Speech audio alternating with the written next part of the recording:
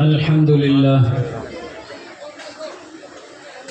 لله الذي علم بالقرآن خلق الإنسان.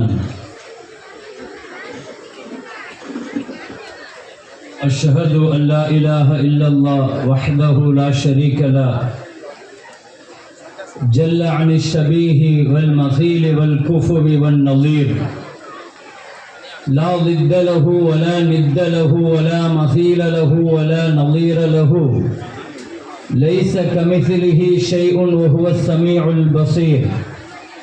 وأشهد أن محمدا عبده ورسوله الذي بلغ الرسالة وأدى الأمانة ونصح الأمة وجاهد في الله حق جهاده، صلى الله عليه وعلى آله الطيبين وأصحابه الغر الميامين، ما اتصلت عين بنظر ووعت أذن بخبر، وسلم تسليما كثيرا. أما بعد، فقد قال الله تعالى في كلامه القديم والفرقان الحميد: أعوذ بالله من الشيطان الرجيم، بسم الله الرحمن الرحيم. فتقبلها ربها بقبول حسن وأنبتها نباتا حسنا وكفلها زكريا. قال نبينا وحبيبنا وشفيعنا وقائدنا وأسوتنا محمد رسول الله صلى الله عليه وسلم: لا تسكنوا النساء الغرف ولا تعلموهن الكتابة، أو كما قال عليه الصلاة والسلام. அளவற்ற அருளாளன் நிகரில்லா அன்புடையவன் எல்லாம் வல்ல அல்லாஹுவை போற்றி புகழ்ந்தவனாக, உயிருக்கு உயிரான உயிரிலும் மேலான முஹம்மது ரசூலுல்லாஹி ஸல்லல்லாஹு அலைஹி வஸல்லம் அவர்கள் மீதும், அவர்களின் பரிசுத்தமான தோழர்கள், பாக்கியமான குடும்பத்தினர்கள், சபை நிறைந்திருக்கிற கண்ணியத்திற்குரிய உங்கள் அனைவர்கள் மீதும் அல்லாஹுவின் அன்பும் அருளும் என்றென்றும் நம் அனைவர்கள் மீதும் வந்து சேரட்டுமாக. சிறப்பான நூருல் ஈமான் கல்வி அறக்கட்டளையின் சார்பாக நூருல் ஈமான் மகளிர் அரபு கல்லூரியினுடைய 26வது பட்டமளிப்பு விழா இங்கே கால் நூற்றாண்டை கடந்த மிக பிரமிக்கத்தக்க மதரசாவினுடைய செயல்பாடுகள் மிக அற்புதமாக நடைபெற்றுக் கொண்டிருக்கிறது என்பதை உங்களை போன்று நானும் அறிவேன். சிறப்பிற்குரிய இந்த 26வது பட்டமளிப்பு விழாவிலே ஆலிமாக்களாக, ஹாஃபிலாக்களாக பட்டம் பெற இருக்கிற, மாலிமாக்களாக பட்டம் பெற இருக்கிற இந்த மாணவிகளுக்கு ஆரம்பமாக வாழ்த்துக்களை சொல்லி அவர்களுடைய வாழ்க்கை மார்க்க பணியில், மார்க்க தொடர்பில், இறை நெருக்கத்தில் காலமெல்லாம் முஹம்மது ரசூலுல்லாஹி ஸல்லல்லாஹு அலைஹி வஸல்லத்தினுடைய சுன்னத்தான வழிமுறையில் தொய்வின்றி தொடர வேண்டும் என்று உங்களிடத்தில் நான் துவக்கமாக சொல்லிக் கொண்டவனாக, சிறப்பிற்குரிய இந்த நிகழ்விலே தலைமையேற்று நடத்தி கொண்டிருக்கிற அறக்கட்டளையினுடைய தலைவர் அவர்களே மற்றும் செயலாளர், பொருளாளர் உள்ளிட்ட நூருல் ஈமான் அறக்கட்டளையினுடைய மற்றும் மதரசாவினுடைய பல்வேறு மிகச்சிறப்பான நிறுவனங்களினுடைய நிர்வாக பெருந்தகைகளே, மதரசாவினுடைய உஸ்தாது பெருந்தகைகளே, ஆசிரியர்களே, ஆசிரியைகளே, ஆலிம்களே, ஆலிமாக்களே, சிறப்பிற்குரிய மதரசாவில் பயின்று கொண்டிருக்கிற மாணவிகளே, அவர்களுடைய பெற்றோர்களே, ஊரினுடைய ஜமாத்தார்களே, மஸ்ஜிதினுடைய நிர்வாக பெருந்தகைகளே, பெருமக்களே, பெரியவர்களே, சங்க பொருந்திய ஆலிம்களே, மிகச் சிறப்பாக முக்கியமாக மதரசாவினுடைய முதல்வர் ஹஜ்ரத் பெருந்தகை அவர்களே, சிறப்பிற்குரிய இந்த நிகழ்வில் பங்கெடுத்திருக்கிற உங்கள் அனைவர்கள் மீதும் ஆரம்பமாக என் சலாமை முன்வைத்து என் உரையை துவங்குகிறேன். அஸ்ஸலாமு அலைக்கும் வரஹ்மத்துல்லாஹி வபரகாத்துஹு.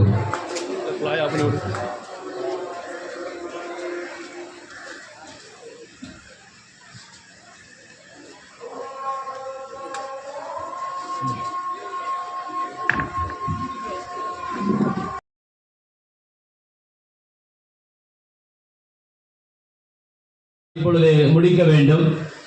எனவே இந்த மதரசாவினுடைய இந்த பட்டமளிப்பு விழா இந்த நிகழ்விலே எனக்கு முன்னால் பேசிய உலமாக்கள் பெருமக்கள் எல்லாம் பல்வேறு விஷயங்களை இந்த மதரசா குறித்து நெகிழ்ந்து பேசினார்கள்.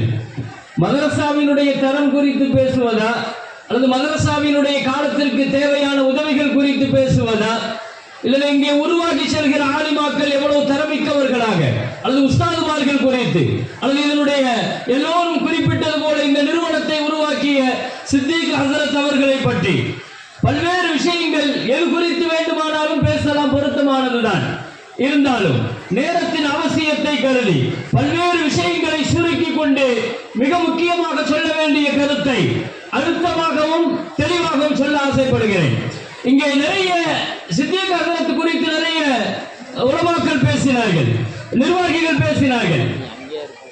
அன்று ஒரு நாள் ஹசரத் அலி ரலியல்லாஹு ரமலானுடைய காலத்தில் ஒரு பள்ளிவாசலை கடந்து சென்ற பொழுது ரமலானுடைய தராவீஹுக்காக பள்ளிவாசலில் கூடியிருந்த அந்த மக்களை பார்த்து அலி ரலியல்லாஹுவினுடைய கண்கள் எல்லாம் கண்ணீர் வடித்தது. அப்படியே உணர்ச்சி பொங்க சொன்னார்கள், அல்லாஹ் உமர் ரலியல்லாஹுவினுடைய கபரை பிரகாசமாக்குவானாக. ரமலானுடைய காலத்தில் பள்ளிவாசலை இப்படி தராவீகை கொண்டு பிரகாசமாக்கின உமர் ரலியல்லாஹுடைய கபர் பிரகாசமாகட்டும் என்று ஹஜ்ரத் அலி ரலியல்லாஹு சொன்னார்கள். அந்த வார்த்தை இப்பொழுது நினைத்து பார்க்கிறேன். அல்லாஹ்வின் மகத்தான கிருபையினால் ஹஜ்ரத் அவர்களுடைய வஃபாத்திற்கு பின்னாலேயும் இவ்வளவு சிறப்பாக மதரசாக்கள் ஒரு நிறுவனம் கபூலியத் என்பதற்கு அடையாளம் என்ன தெரியுமா? நாம் உருவாக்கின ஒரு நிறுவனம், ஒரு மதரசா, ஒரு மஸ்ஜித், ஒரு ஊர், ஒரு ஜமாஅத், ஒரு நிர்வாகம், அது அல்லாஹ்விடத்தில் அங்கீகாரம் பெற்றுவிட்டது என்பதற்கான அடையாளம் என்ன தெரியுமா? கிதாபுகள் எழுதுவாங்க, முதல் கிதாபு அவர் காலத்திற்கு பின்னால் அவர் காலத்தை விடவும் சிறப்பாக நடப்பதுதான். அந்த நிறுவனத்தை நடக்க வைக்கணும். அதுதான் என் நிறுவனம் கபூலாகிங்கிறதுக்கு அடையாளம். நான் இருந்த வரைக்கும் சிறப்பாக நடத்தினேன், நான் இருந்த வரைக்கும் மிக அற்புதமாக நடத்தினேன். ஆனா என் காலத்திற்கு பின்னால அடுத்த தலைமுறை நடத்துறதுக்கு ஆளை நான் கொண்டு வரல, அதற்கான ஆளை நான் தகுதியாக்கல, அதற்கான ஆள் அடையாளம் காட்டல. இவர் தோற்று போய்விட்டார். அது கட்சியாக இருந்தாலும் சரிதான், நிர்வாகமாக இருந்தாலும் சரிதான், மதரசாவாக இருந்தாலும் சரிதான். அடுத்த கட்ட ஆளுமைகளை அடையாளம் காட்டி அவர்களிடத்தில் பொறுப்புகளை ஒப்படைக்காத எந்த தலைவரும் அவர் தலைமைக்கான தகுதி இல்லாதவர். தன்னகத்தில் மாத்திரம் அதை வைத்துக் கொண்டு நபிகள் நாயகம் ஸல்லல்லாஹு அலைஹி வஸல்லம் இதில் ஜெயிச்சாங்க. நான் சொல்றேன், வாழ்கிற காலத்தில் ஸல்லல்லாஹு அலைஹி வஸல்லத்துடைய ஹயாத்துக்கு முன்னால 17 வக்து தொழுகையை தான் நின்ற முஸல்லால, தான் நின்ற மெஹ்ராபுல அடுத்த கட்ட என் தளபதி இவர்தான், அடுத்த கட்ட இந்த உம்மத்தின் தலைவர் இவர்தான் என்று அபூபக்கர் ரலியல்லாஹு கொண்டு வந்து முஸல்லால நிறுத்தினாங்க. ஒரு தலைவருக்கான அடையாளம் அது, ஒரு ஆளுமைக்கான அடையாளம் அது. நான் இருந்த வரைக்கும் என் பேர் சொல்லட்டும் மதரசா, என் காலத்திற்கு பின்னால் எப்படி போனால் எனக்கு இல்லை. இது பொறுப்பற்ற தன்மை. அது அதுல சித்திக் ஹசரத் அவர்கள் ஜெயிச்சிட்டாங்க. நான் சொல்றேன், உலகத்தில் நீங்கள் பாருங்கள், அல் ஹஸனத்து பஅதல் ஹஸனா, லுகர் தொழுகைக்கு பின்னால அசர் நீங்க தொழுதீங்கன்னா கிதாபுகள்ல எழுதுறாங்க, உங்க கடந்த லுகர் கபூல் ஆயிடுச்சுன்னு அர்த்தம். ஹஜ்ஜுக்கு பின்னால உங்க வாழ்க்கை முன்னை விட சிறந்ததா இருந்துச்சுன்னா ஹஜ்ஜு கபூல் ஆயிட்டுன்னு அர்த்தம். ரமலானுக்கு பின்னால உள்ள வாழ்க்கை ரமலானுக்கு முன்னை விட சிறந்ததா ஆயிடுச்சுன்னா ரமலான் கபூல் ஆயிடுச்சுன்னு அர்த்தம். அப்படித்தான் நான் சொல்கிறேன், ஒரு மௌத்திற்கு பின்னால் அவர் உருவாக்கின நிறுவனம் அதை விடவும் சிறப்பாக நடக்கிறது என்று சொன்னால் இங்கே அத்தனை பேர்களும் சித்திக் ஹசரத்தினுடைய நினைவுகளால் குளிர்ந்து போனார்கள். நானும் இங்கே நிறைவாக அதை சொல்லிக் கொள்ள ஆசைப்படுகிறேன். ஒரு நிறுவனம் சிறந்து விளங்குவதற்கும் தொய்வின்றி நடப்பதற்கும் முதலாவதான தேவை ஒரு பொறி, கவலை. கவலை, அந்த கவலை சித்திக் ஹசரத் அவர்களிடத்தில் இருந்தது. அது என்ன கவலை என்பதை 25வது ஆண்டினுடைய மலரிலே நான் படித்து பார்த்த பொழுது சித்திக் ஹசரத்தினுடைய அந்த கவலை என்ன என்பதை முதல் பக்கத்தில் அழகாக சொன்னார்கள். நான் கவலைப்படுகிறேன், என் ஊரினுடைய அடுத்த கட்ட சந்ததிகளை நினைத்து நான் கவலைப்படுகிறேன். அவர் கவலை எல்லாம் அதுதான், சந்ததிகளை பற்றி கவலைப்பட்டாரு. சொன்ன ஒரு வார்த்தை நான் நெகிழ்ந்து போனேன். இப்ராஹிம் அலைஹிஸ்ஸலாம் நீண்ட காலங்களாக பிள்ளை இல்லாமல் குழந்தையை மட்டும் கேட்கவில்லை, ரப்பி ஹப்லி மினஸ் சாலிஹீன், நீ கொடுத்தால் எனக்கு சாலிகான சந்ததியை கொடு என்று கேட்டார். சித்திக் ஹஸரத் சொன்ன வார்த்தை அவருடைய கவலைகள் இங்கே தெளிவாகிறது. ஒரு கவலை, அதற்காக அர்ப்பணிக்கிற உள்ளங்கள், அதற்காக உதவி செய்கிற உள்ளங்கள், தரமான தகுதியான ஆசிரியர்கள், இதுதான் ஒரு நிறுவனத்தை எந்த காலகட்டத்திலேயும் மிகச் சிறப்பாக நடக்க வைக்கும். அதிலே பேட்மா நகரம் ஹஸரத் அவர்கள் சொன்னது போல இந்த வருஷம் மட்டுமே 7 உலமாக்கள் ஒரு மதரசாவை தங்கள் மகளுக்காக தேர்ந்தெடுக்கிறார்கள் என்று சொன்னால் அதுவே இந்த மதரசாவினுடைய அங்கீகாரத்திற்கு போதுமானது. தமிழகம் முழுக்க உலமாக்கள் மதரசாக்களினுடைய நிகழ்வுகளை பார்த்துக் கொண்டிருக்கிறோம். எப்படி இஸ்லாம் மதரசாக்கள் நடக்கிறது என்று பார்த்துக் கொண்டிருக்கிறோம். ஏதோ ஒரு 100 ஒரு மதரசாவாக நாங்கள் 100 ஈமானை பார்க்கவில்லை. நீங்க எந்த ஆலிவுட்டையும் போய் நீங்கள் கேட்டு பாருங்கள், நிஸ்வான் மதரசா தடுக்கி விழுந்த இடங்கள் எல்லாம் இருக்கிறது, தட்டுகிற இடங்கள் எல்லாம் இருக்கிறது. உலகத்தில் முதலாக நிஸ்வான் மதரசாவுக்காக குரல் கொடுத்த அந்த அம்மையார் அஸ்மா ரலியல்லாஹு அன்ஹா, ரசூலுல்லாஹ்விடத்தில் அந்த அம்மா கேட்டார்கள், ஃபஜஅல் லனா யௌமன் யா ரசூலல்லாஹ், எங்களுக்கும் மதரசாவுக்கு ஒரு நாளை ஒதுக்கி தாருங்கள். இதை கேட்டது அஸ்மா. முதலாக கேட்டது அஸ்மா. எங்களுக்கு வேண்டும் கல்விக்கூடம், எங்களுக்கு வேண்டும் உங்கள் பாடம்.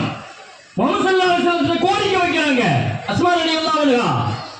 அந்த கோரிக்கையின் விளைவுகள் தான் இங்கே ஹஸரத் அவர்கள் கூட அழகாக சொன்னார்கள், எங்கள் மகளை இங்கே நாங்கள் ஓத வைத்தோம், ஆனால் நாங்கள் உலகத்தில், தமிழகத்தில், இந்தியாவில் எந்த பள்ளிக்கூடத்தில், எந்த யூனிவர்சிட்டியில, எந்த காலேஜில் போய் எங்க பிள்ளையை படிக்க வச்சாலும் இப்படி நிம்மதியா நாங்கள் படிக்க வைக்க மாட்டோம், பதட்டப்பட்டுக்கிட்டே இருப்போம். அந்த மதரசா எங்களுக்கு அந்த அமைதியை, நிம்மதியை தந்தது, பயமற்ற தன்மையை தந்தது என்று நெகிழ்ந்து போய் சொன்ன அந்த வார்த்தை இருக்கிற ஒரு பெற்றோரின் குரலாக நான் இங்கே பதிவு செய்ய விரும்புகிறேன். மதரசாவினுடைய அங்கீகாரத்திற்கு இந்த ஒற்றை வார்த்தை. ஒரு நிறுவனத்தை துவக்க போகிறோம், ஒரு ஊரை கையில் எடுக்க போகிறோம், ஒரு ஊரை சிறந்ததாக கொண்டு வர போகிறோம். என்னங்க தேவை? என்ன தேவை? நபிகள் நாயகம் ஸல்லல்லாஹு அலைஹி வஸல்லம் மதீனாவை கையில கொடுக்குறாங்க ரசூலுல்லாஹ்ட்ட. மதீனால எங்க ஊர்ல வந்து ஆட்சி பண்ணுங்க, மஸ்ஜித் கட்டுங்க, மதரசா கட்டுங்க, ஊரை நீங்க சரியாக்குங்கன்னு மதீனா வாசிகள் 72 பேர் ஒப்பு கொடுக்குறாங்க ரசூலுல்லாஹ்ட்ட மதீனாவை. ஸல்லல்லாஹு அலைஹி வஸல்லம் என்ன கேட்டாங்க தெரியுமா? மதீனாவை கொடுத்துட்டீங்க, சரி, உங்க ஊரை நான் நிர்வாகம் செய்ய போறேன், ஆனா எனக்கு நீங்க ஒரு 4 காரியத்திற்கு நீங்க எனக்கு ஒப்புதல் தரணும் கேட்டாங்க. அந்த 4 விஷயம் இருந்தா மட்டும்தாங்க ஒரு ஊர்ல நாம நினைக்கிற மாதிரி எந்த விஷயத்தையும் நம்ம சாதிக்க முடியும். இது ஸல்லல்லாஹு அலைஹி வஸல்லம் அழகாக உதாரணம் காட்டினாங்க. முதல்ல சொன்னதே இதுதான், தம்னஊனனா வ நிசாஅனா வ அப்னாஅனா, உங்க ஊருக்கு நாங்க வந்தா முதல்ல நீங்க பாதுகாப்பு தரணும். இதைத்தான் முதல்ல கேட்டாங்க. பாதுகாப்பு தரணும், எங்க பெண்களை பாதுகாக்கணும், எங்க மக்களை பாதுகாக்கணும், பிள்ளைங்களை. அல்லாஹ்வுடைய கிருபையில ஒத்த பொம்பளை பிள்ளையை வச்சுக்கிட்டு என்ன மாதிரி நாம பயப்படுறோம், பதட்டப்படுறோம், அச்சப்படுறோம். உண்மையில் அப்படித்தான். ஸல்லல்லாஹு அலைஹி வஸல்லம் சொல்லுவாங்க, பொம்பளை பிள்ளைகளை குறித்து அழகான ஒரு வார்த்தை சொல்லுவாங்க ஸல்லல்லாஹு அலைஹி வஸல்லம். ஒரு ஆண் இருக்கிறானே, அவன் ராயின் அலா அஹ்லிஹி வல் மர்அத்து ராயியத்துன் அலா பைத்தி ஸௌஜிஹா. ஸல்லல்லாஹு அலைஹி சொல்லுவாங்க, ஒரு ஆணுக்குடைய பொறுப்பு என்ன தெரியுமா? அவன் குடும்பத்துக்கு பொறுப்புதாரி, ஒரு பெண்ணு அவ வீட்டுக்கு பொறுப்புதாரி அப்படிம்பாங்க. ரெண்டுக்கும் வித்தியாசம் இருக்குது. 2 பேருமே பொறுப்புதாரி தான். ஓநாய்கள்கிட்ட இருந்து ஆட்டை காப்பாத்துறதுக்கு எப்படி கண்ணு கருத்துமா இருப்போமோ அதே மாதிரி ஷைத்தான்கிட்ட இருந்து நம்மளுடைய பெண் மக்கள் பாதுகாக்கிறதுக்கு கண்ணு கருத்துமா இருக்கணும், பொறுப்புதாரி தான். ஆனா 2 பேருக்கும் பொறுப்பை பிரிக்கிறாங்க. குடும்பம் வேற, வீடு வேறையா. அந்த ஹதீஸுக்கு விளக்கம் என்ன சொல்லுவாங்க தெரியுமா? ஆணை பார்த்து சொல்லும் போது ஸல்லல்லாஹு அலைஹி வஸல்லம் குடும்பத்துக்கு பொறுப்புதாரிங்கிறாங்க. மனைவியை பார்த்து சொல்லும் போது அவ வீட்டுக்கு ராயியத்துன் அலா பைத்தி ஸௌஜிஹா, கணவனுடைய வீட்டுக்கு பொறுப்புதாரிங்கிறாங்க. வீட்டை கண்காணிக்கணும், இவர் குடும்பத்தை கண்காணிக்கணும். என்ன அர்த்தம்னா, ஒரு பெண்ணு வீட்டில் இருந்து வெளியே போறா, காலேஜுக்கு போறா, ஸ்கூலுக்கு போறா, யூனிவர்சிட்டிக்கு போறா, மாசாக்கு போயிடா, போயிட்டு திரும்ப வீட்டுக்கு வர வரைக்கும் ஒரு ஆணினுடைய பொறுப்பும் கண்காணிப்பும் இருக்குது. அவர் தான் கண்காணிக்கிறார். வீட்டுக்கு வந்ததுல இருந்து திரும்ப மறுபடியும் அவ வெளியே போற வரைக்கும் உள்ள பொறுப்பு மனைவியினுடைய பொறுப்பு, தாயினுடைய பொறுப்பு. அவ அதை கண்காணிக்கணும். வீட்டுல மகள் வந்துட்டாங்க, என்ன பார்க்கறாங்க, என்ன படிக்கிறாங்க, என்ன போன்ல ஃப்ரெண்ட்ஷிப் என்ன, யாரோடு? சோசியல் மீடியால, வாட்ஸ்அப்ல, பேஸ்புக்ல. கண்டிப்பும் இல்லை, கண்காணிப்பும் இல்லை. சமுதாயம் இன்னைக்கு ஏன் இவ்வளவு பெரிய இழிநிலையை கொண்டு வந்து சந்திக்குது? இன்னைக்கு சோசியல் மீடியாலேயே முறுக்காக்கள் ஏன் இவ்வளவு பெரிய மோசமான இன்னைக்கு இழிவுகளை சந்திச்சுட்டு இருக்குது? ஒரு முறுக்கா செய்கிற தவறுகளை தட்டி கேட்டால், சரியத்தை சொன்னால் 10 பேர்கள் முறுக்கா போட்டு வந்து நிற்கிறாங்க. என்ன நிலைக்கு இந்த சமுதாயம் ஆளாக்கப்பட்டிருக்கிறது? சோசியல் மீடியாவில் சந்தி சிரிக்குது. வெட்கம் இல்ல, அத்தம் இல்ல, ஹயா இல்ல. ஒரு 8 வயசு பிள்ளை ரசூல் ஸல்லல்லாஹு அலைஹி வஸல்லம் ஜெயினப் பிள்ளையை கூட்டு போறாங்க. மகளை அந்நிய ஆண்கள் இருக்கிறாங்கம்மா, கம்மிரி நகரக்கி, உன் கருத்து திறந்து இருக்குதுமா, அந்நியர்கள் நிக்கிறாங்கம்மா, நீ கருத்தை மூடுமா என்று தன் மகள் ஜெயினப் ரலியல்லாஹு அன்ஹா, எத்தனை வயசு பிள்ளை? 8 வயசு பிள்ளைகிட்ட ஸல்லல்லாஹு அலைஹி வஸல்லம் சொல்றாங்க. 8 வயசு தானே, 9 வயசு தானே. ஒரு பொம்பளை பிள்ளைங்களுக்கு நீங்க முதல் கொடுக்க வேண்டியது ட்ரெஸ் கோடு தான். ஒழுங்கா கொடுக்கணும். ட்ரெஸ் கோடு ஒழுங்கா கொடுங்க.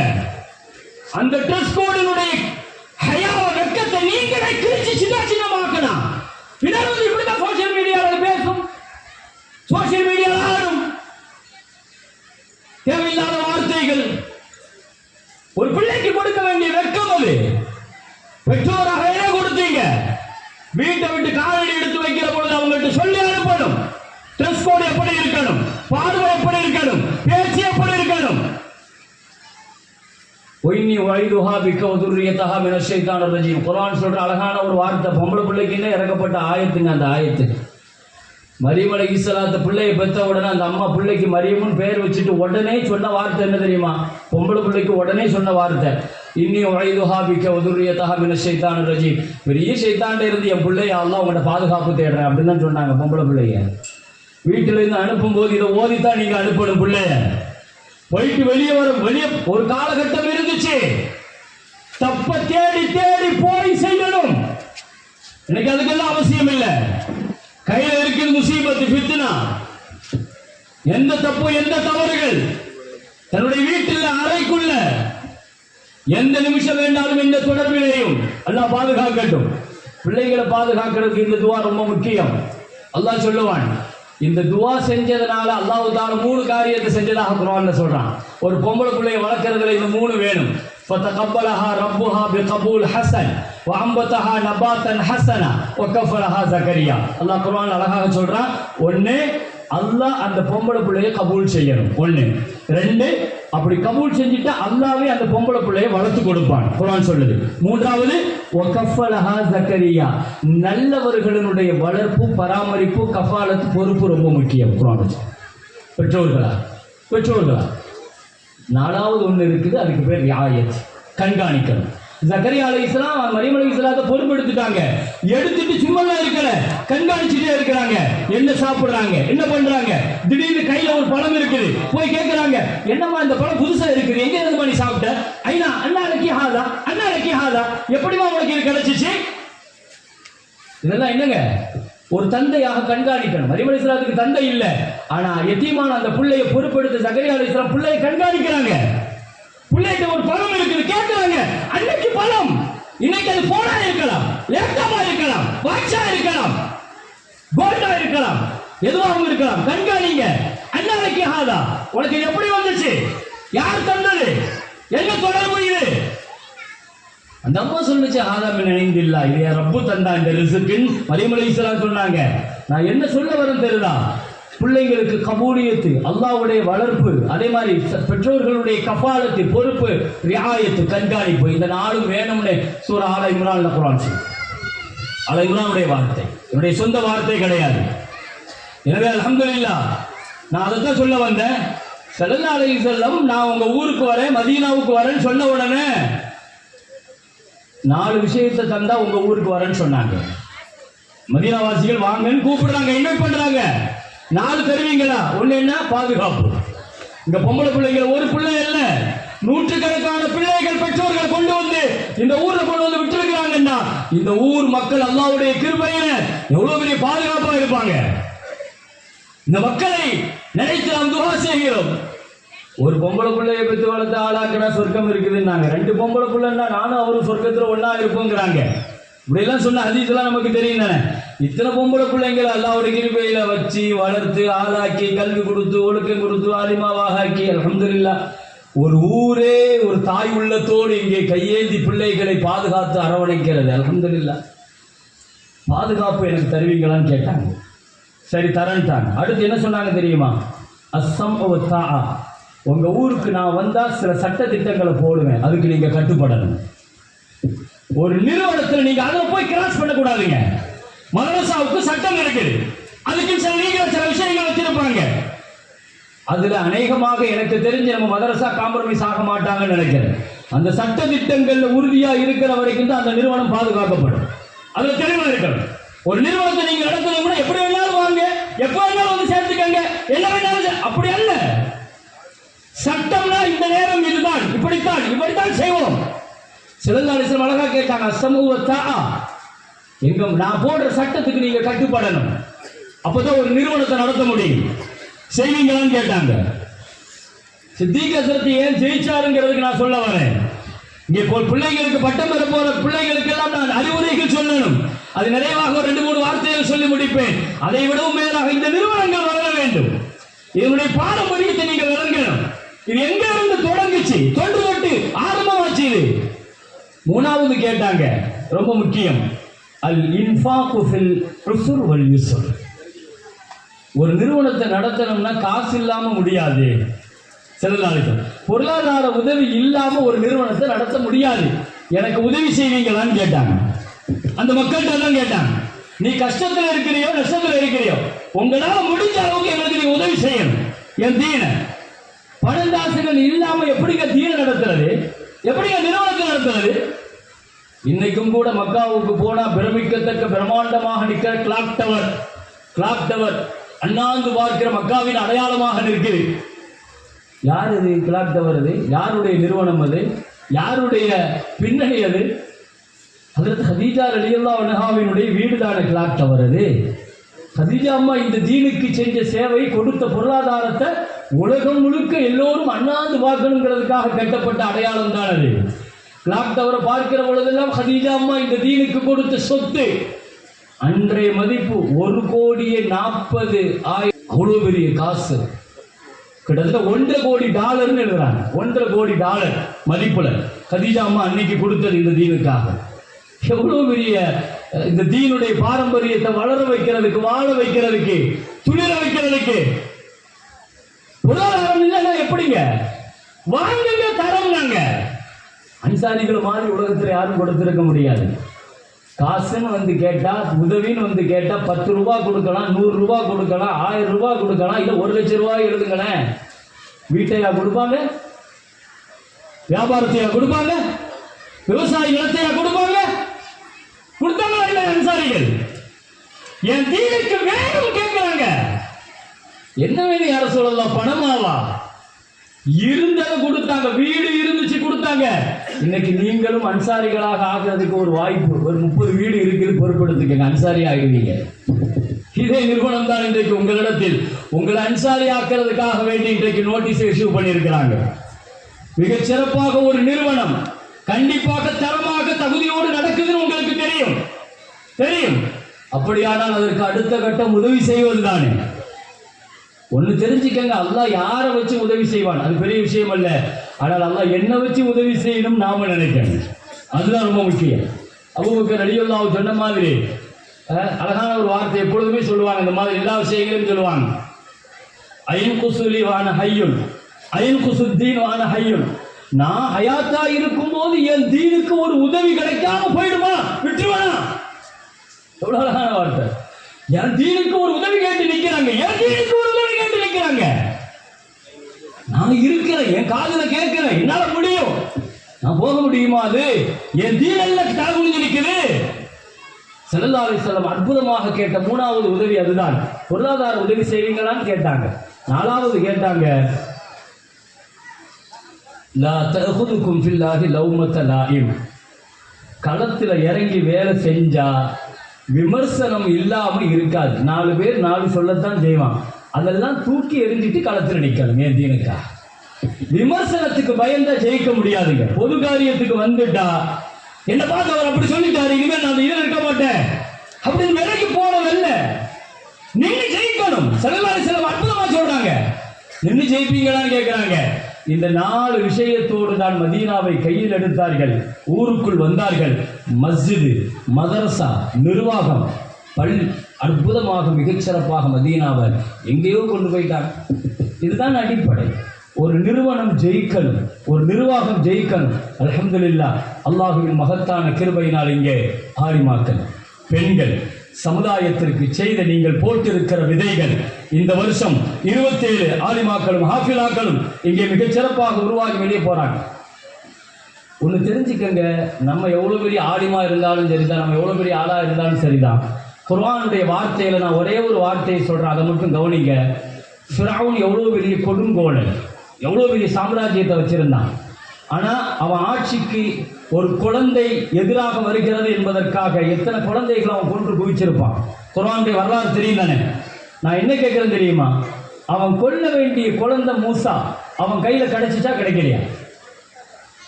எத்தனை பிள்ளைய கொன்னான் அந்த குழந்தை மூசா? குழந்தையாகத்தானே. பின்னால எல்லாம் பெரிய வாலிபரா வந்து அவனுக்கு முன்னால வந்து நிக்கிறாரு. குழந்தையா கையில கிடைச்சிச்சா இல்லையா? கொல்லணுமா இல்லையா? ஏன் கொல்லல? குர்ஆன்ல அல்லாஹ் சொல்லுவான், வகாலத் இம்ரஅத்து ஃபிரௌன், ஒரு பெண்ணினுடைய குரல் இப்படி ஒலித்தது, குர்ரத்து ஐனில் லி வலக் லா தக்துலூஹு, நீ இந்த பிள்ளையை மட்டும் கொல்லாத, இதை நாமளே பிள்ளையா வளர்க்கலாம், அது உனக்கும் எனக்கும் கண்குளிர்ச்சியாக இருக்கட்டும் அப்படின்னு சொல்லிச்சேன் அம்மா. ஒரு ஆசியா அம்மாவினுடைய குரல், இது ஆசியாவினுடைய குரல் அல்ல, பெண்ணினுடைய வலிமையான குரல் அது. ஒரு பெண்ணுடைய வார்த்தைக்கு இருக்கிற வலிமை அதுதாங்க. ஆனா இத்தனை பிள்ளைய கொலை செஞ்ச அவனால மூசாவை கொலை செய்ய முடியல. ஏன்னா அங்க நிக்கிறது ஆசியா அம்மாவினுடைய குரல். அவன் சரின்ட்டான், பிள்ளையா வளர்க்கலான்ட்டான். எப்படி சம்மதிச்சான்? இந்த ஆயத்துக்கு கீழே தஃசீர் அப்படிதான் எழுதுறாங்க, ஒரு பெண் பலகீனமானவள் தான், அவள் பலகீனமானவள் தான், ஆனால் அவள் வார்த்தை வலிமையானது. அவளுடைய வார்த்தைக்கு இருக்கிற வலிமை உலகத்தில் வேற எதுக்கும் கிடையாது. அவள் நினைத்தால் மிக மோசமான அநியாயக்காரன ஃபிரௌனுடைய சாம்ராஜ்யத்தினுடைய காலடியில வச்சு ஒரு பிள்ளைய மூசான் வளர்த்து தர முடியும். இதுதான் ஒரு பெண்ணினுடைய வலிமை, ஒரு பெண்ணினுடைய வார்த்தைக்கு இருக்கிற வலிமை. 8 லட்சம் பேர்களை கொன்று குவித்த மங்கோலியர்கள், தாத்தாரியர்கள் பகதாதுல ஒரே நாள்ல மட்டுமே 2 லட்சம் முஸ்லிம்களை கொண்டார்கள், கொலை செய்தார்கள். அப்பாசிய ஹிலாபத்தில் அகண்ட விரிஞ்ச சாம்ராஜ்யத்திற்குள் நுழைந்த மிக மோசமான கிதாபுகளை குர்ஆன் எல்லாம் கட்டி அப்படியே தஜ்லால போட்டு டைக்ரிஸ் நதியில போட்டு அதை கடந்து சென்றதை குர்ஆனுக்கு மேல தான் அவன் கடந்து சென்றான். அவ்வளவு பெரிய கொடுங்கோலன். முஸ்லிம்கள் உலகத்தில் அனாதைகளாக விடப்பட்ட வரலாறு மங்கோலியர்களுடைய வரலாறு. 8 லட்சம் பேர் ஒரே நாள்ல கொலை செஞ்சுட்டான். பகதாதுல பாங்கு இல்ல, தொழுகை இல்ல, 40 நாள் திரும்பிய பக்கம் எல்லாம் ஜனாசா, முஸ்லிம்களை கேட்பதற்கு நாதி இல்லை. கடைசியை பார்த்தா அந்த ஆட்சி அவன் சரணடைஞ்சு முஸ்லீமா அந்த ஆட்சியை மாறிடுச்சு. என்ன காரணம்னா அவன் செஞ்ச பெரிய தப்பு என்னன்னா எல்லாத்தையும் அழிச்சு முடிச்சான். கிதாபுகளை எல்லாம், மதரசாக்கள் எல்லாம் தீயிட்டு கொளுத்தினான், குர்ஆன் எல்லாம் எரிச்சான், எல்லாத்தையும் முடிச்சுட்டு கைதியா கொண்டு போகணும்னு சொல்லிட்டு சில பெண்களை கைதியாக பிடிச்சிட்டு போயிட்டான் வீட்டு வேலைக்கு. அவன் செஞ்ச மடத்தனமே அதுதான். வீடுகளுக்கு கொண்டு போனதுனால இந்த பெண்கள் வீட்டுக்குள்ள உள்ள பிள்ளைகள்கிட்ட குர்ஆனை ஓதி கொடுத்து ஹாஃபில் ஆக்கிட்டாங்க. அடுத்த தலைமுறையை புரட்டி எடுத்துட்டாங்க பெண்கள். இவன் நினைச்ச கைதியா வச்சு வீட்டு மட்டமான வேலைகள் கொடுக்கலான்னு எனக்கு முன்னால் பேசி அதற்கு அவர்கள் குறிப்பிட்டார்கள்.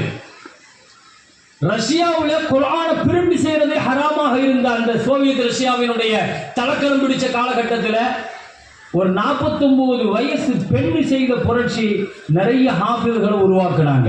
நீ குர்ஆனை தராட்டாலும் பரவாயில்லை, குர்ஆனை பிரிண்ட் செய்யாட்டாலும் பரவாயில்லை, ஒரு முஸ்லிம்களுடைய வீட்டில் குர்ஆன் இருக்கிறது ஹராம், அது உடனே கைது பண்ணுவான்.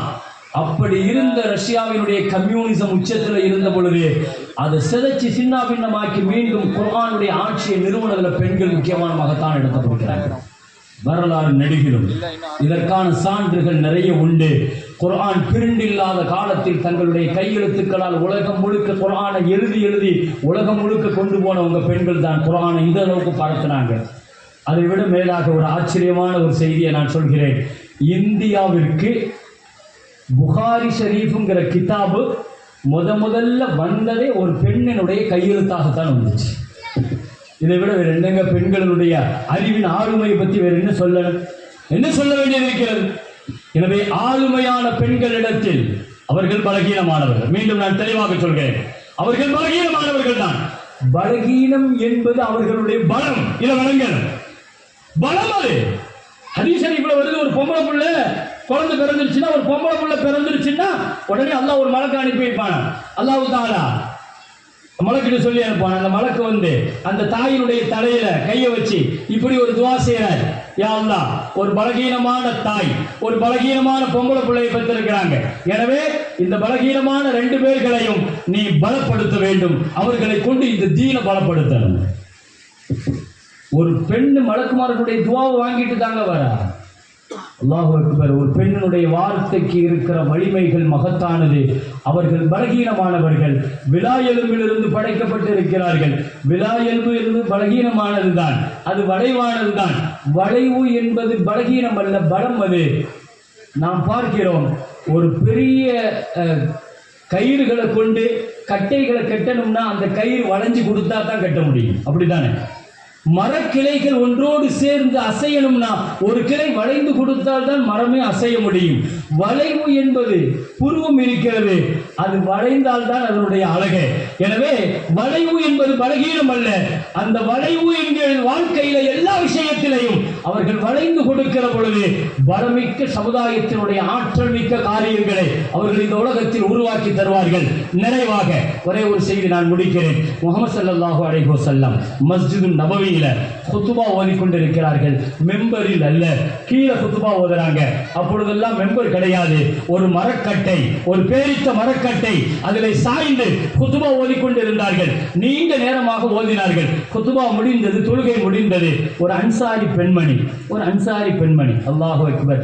பெண்களால் இந்த சமுதாயம் அடைந்த பலன்கள் பேசணும் வைங்க, அதை தனி சப்ஜெக்டா பேசணும். வாரிசு உரிமை யாரால் வந்தது? ஒரு பெண் முறையிட்ட பொழுது வாரிசு உரிமை கிடைத்தது. தயம்மம் யாரால் கிடைத்தது? ஒரு பெண் ஆயிஷா அம்மாவினுடைய துணையால் இந்த உம்மத்திற்கு தயம்மம் கிடைத்தது. இப்படி பேச ஆரம்பித்தால் நிறைய பேசிக்கொண்டே இருக்கலாம். பெண்ணால் இந்த சமுதாயம் அடைந்த பயன். செல்லல்லாஹு ஹஜ்ஜினுடைய காலம் இது. செல்லல்லாஹு ஹஜ்ஜிக்கு புறப்படும் பொழுது ஒரு அம்மா, உம்மு சினானா நினைக்கிற அந்த அம்மா வந்து செல்லல்லாஹு அலைஹி வஸல்லம் வந்து, யா ரசூலல்லாஹ், எல்லாரும் உங்களோட ஹஜ்ஜிக்கு வராங்க, நானும் உங்களோட ஹஜ்ஜிக்கு வரணும். உன் கணவர்கிட்ட சொன்னியா என்னமான்னு கேட்டாங்க. என் கணவர்கிட்ட சொன்னேன், எங்க வீட்டுல 2 ஒட்டகம் இருக்குது, ஒரு ஒட்டகத்துல அவர் போறாரு, இன்னொரு ஒட்டகம் அது வக்ஃப் ஒட்டகம், நான் அதை தொடமாட்டேன்னு சொல்லிட்டாரு, நான் உங்களோட வந்தே ஆகணும். அந்த அம்மா வணக்கத்தின் மேல் அவ்வளவு ஆர்வம். ஸல்லல்லாஹு அலைஹி வஸல்லம் சொன்னாங்க, இல்லம்மா, உன் கணவருக்கு கட்டுப்படு, வேற வழி இல்லை, நீ என் கூட வரணும்னு பார்க்காத, இன்ஷா அல்லாஹ் நீ அடுத்த கட்டத்தில் செஞ்சுக்கோ. யார சொல்லலாம், அந்த பாக்கி எனக்கு கிடைக்காதுன்னு உடனே ஸல்லல்லாஹு அலைஹி வஸல்லம் அப்பதான் சொன்னாங்க, உனக்கு நான் ஒரு வார்த்தையை சொல்றேன், உம்ரத்துன் ஃபீ ரமலான் தஅதிலு கஹஜ்ஜத்தின் மஇ, நீ ரமலான்ல உம்ராவுக்கு போ, அது என்னோட ஹஜ்ஜுக்கு வர்றதுக்கு சமம். நாங்கள் ஸல்லல்லாஹு அலைஹி வஸல்லம் உனக்கு மட்டுமல்ல இந்த உம்மத்துக்கே அதுதான் அப்படின்னு சொன்னாங்க. அப்போ ரசூலுல்லாவோடு நம்ம ஹஜ்ஜிக்கு போகிற பெரிய பாக்கியத்தை வாங்கி தந்தது பெண்கள் தான். சமுதாயத்தில் இப்படி பெண்களால் இந்த சமுதாயம் அடைந்த பலன்கள் பேச ஆரம்பித்தால் பட்டியல் நீண்டு கொண்டே இருக்கும். இப்போ அந்த அம்மா வந்து சொத்தினானா, அந்த அன்சாரி பெண்மணி, யா ரசூலல்லாஹ், இன்னலி குலாமன் நஜ்ஜார், எங்கிட்ட அழகான திறமையான ஒரு வேலைக்கார உட்டூருக்கு பண்றவன் இருக்கிறான், உங்களுக்கு ஒரு மெம்பர் மேடை செஞ்சு தரட்டுமா?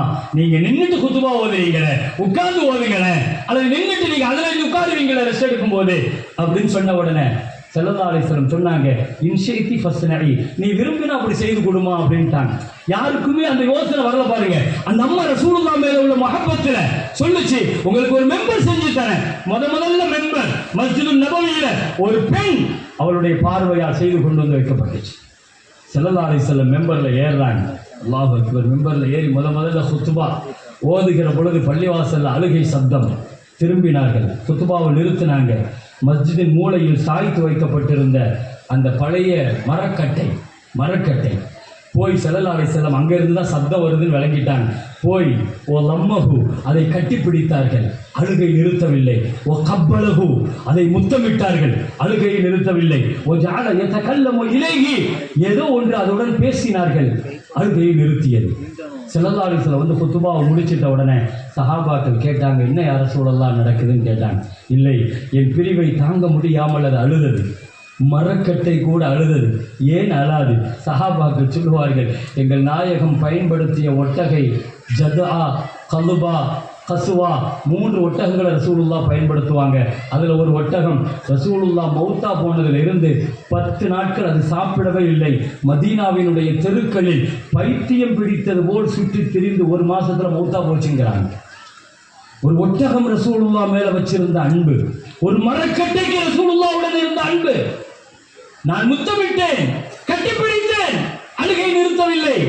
நான் அந்த மரக்கட்டையிடம் பேசினேன், நீ விரும்பினால் உலகத்தில் ஆக சிறந்த இடத்தில் கொண்டு வந்து உன்னை நட்டி வைக்கிறேன், கியாமத் வரை நீ வாழலாம். இல்லைன்னு சொன்னா என்னோடு நீ சொர்க்கத்துக்கு வந்துரு அப்படின்னு சொன்ன பொழுது அது சொன்னது, யா ரசூலல்லாஹ், உங்களுடைய சொர்க்கத்தை நான் தேர்ந்தெடுக்கிறேன், உங்கள் சொர்க்கத்தில் வச்சுக்கங்கன்னு சொல்லிச்சு. நான் வாக்கு கொடுத்துட்டேன், நான் மௌத்தானால் என்னுடன் அந்த மரக்கட்டையும் சேர்த்து நீங்கள் அடக்கம் பண்ணணும் நாங்கள் சொல்லலாம். ஒரு மரக்கட்டைக்கு இருக்கிற அந்த மஹப்பத்து சொர்க்கம் கிடைத்தது என்று சொன்னால், அந்த மரக்கட்டை போன்ற உலகத்தினுடைய முன்மாதிரியாக ஒரு மெம்பரை ரசூலினுடைய மஹப்பத்தால் செய்து கொடுத்த அந்த அன்சாரி பெண்மணியினுடைய பாக்கியம் அல்லாஹ் கபூல் செய்தான். இதுதான் பெண்களுடைய வலிமை. உலகம் முழுக்க இன்னைக்கு 40 லட்சம் பள்ளிவாசல்கள் இருக்கிறது. எல்லா பள்ளிவாசல்களிலேயும் மெம்பர் அலங்கரித்துக் கொண்டிருக்கிறது. கடைசியில் கலிமா சொன்ன ஒருவருக்கு கூட அபூபக்கர் ரலியல்லாஹுவுக்கு அந்த நன்மை போய் சேரும் என்று சொன்னால், எல்லா மெம்பர்களுடைய நன்மையும் அந்த அன்சாரி பெண்மணி ஒரு பங்கெடுத்து விட்டாள் என்று சொன்னால், இதுதான் சமுதாயத்தில் பெண்கள் ஆற்றிய ஹிதுமத்தும் பணிவிடையும். அவர்களை நாம் வீணாக்கி விட வேண்டாம், உருவாக்கி இருக்கிறோம். பொய்வின்றி இன்னும் 100கணக்கான ஆலிமாக்களை, ஹாஃபிலாக்களை இந்த நிறுவனம் உருவாக வேண்டும். உங்களிடத்தில் அமானிதங்களாக ஒப்படைக்கப்படுகிறது. வாஹிரு தஅவானா அல்ஹம்துலில்லாஹி ரப்பில் ஆலமீன். அஸ்ஸலாமு அலைக்கும் வரஹ்மத்துல்லாஹி.